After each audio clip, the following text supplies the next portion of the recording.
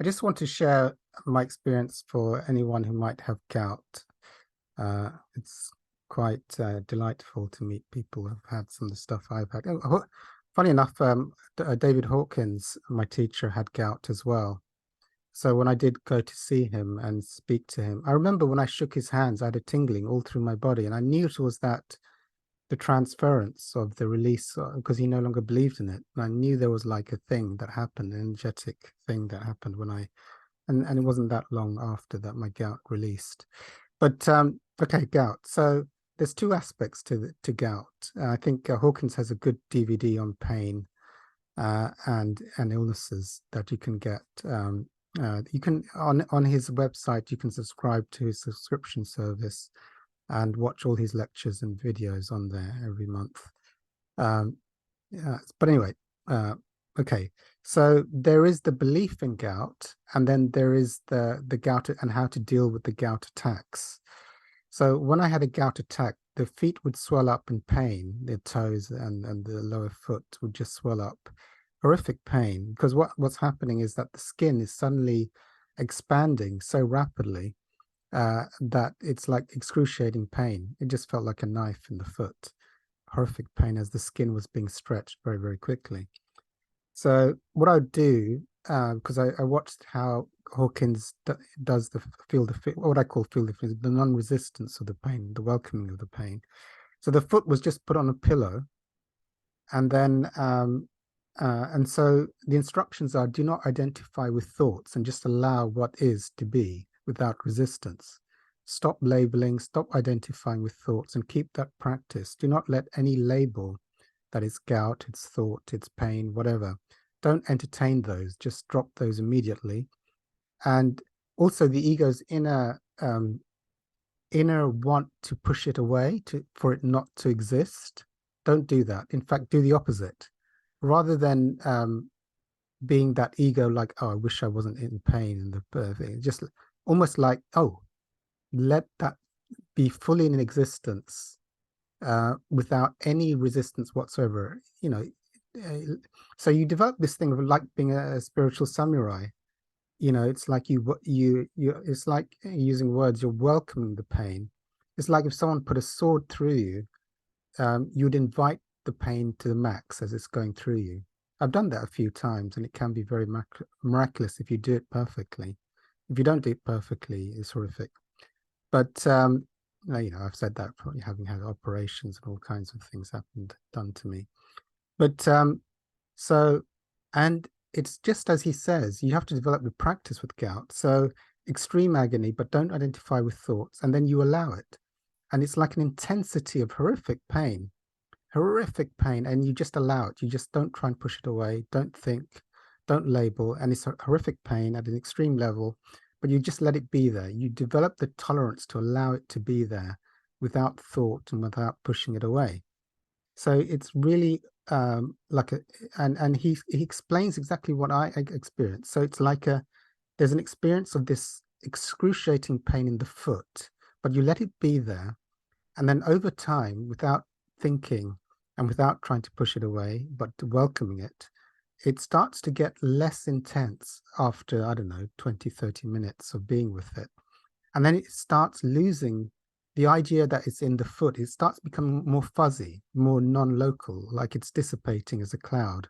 What was like, it seemed to be like an intense, excruciating pain in the foot, as you just allow it without thought, after about half an hour, it's starting to dissipate. It's not really the foot. It's more like a cloud of horrible energy. And then you keep allowing that without thought, without resistance, allow the sort of non-local energy, the foggy energy is not local any longer. And then after a while, even that dissipates into silence. And then, it took about 4 hours because it was horrific. Sitting there for 4 hours, allowing, it went from horrific pain in the foot to bliss. And absolute, like it was gone completely.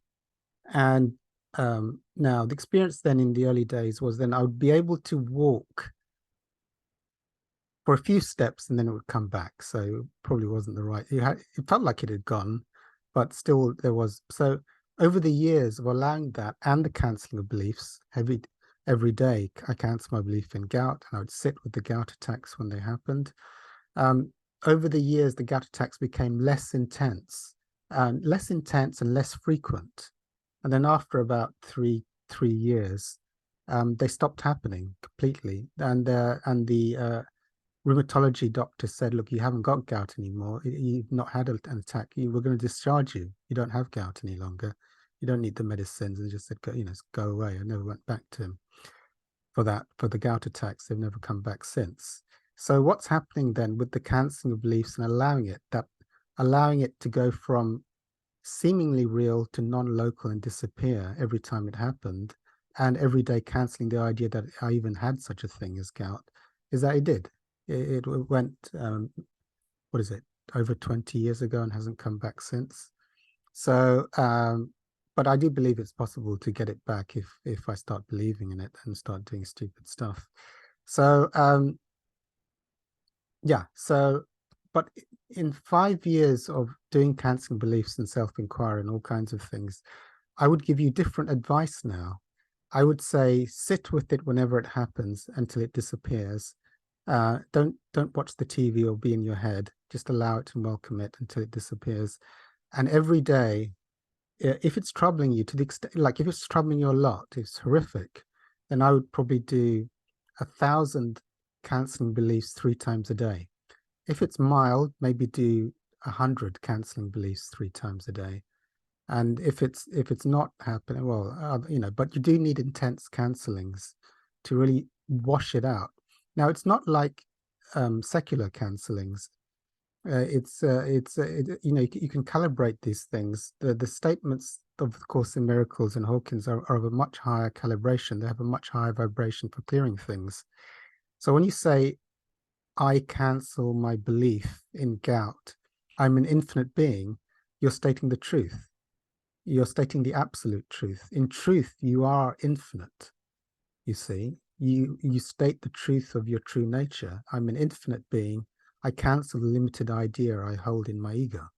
So it's a statement, it will clear it faster than other statements. Or you can do the statement from lesson 14 of A Course in Miracles, which has a high vibration for clearing things much faster than something that's, I cancel my belief in this, I'm a body. It's much less effective. The vibration would be much worse on releasing it. So God did not create, infinite God did not create gout. It's not real. That's a statement that will clear it faster than other statements. So I recommend using the highest statements that are aligned with the highest truth to clear things. Rather, because I was a hypnotherapist, I wouldn't use God or mention the infinite or divinity as if the body and the pain things were real. You can get rid of it through hypnotherapy, but anyway. So I'll stop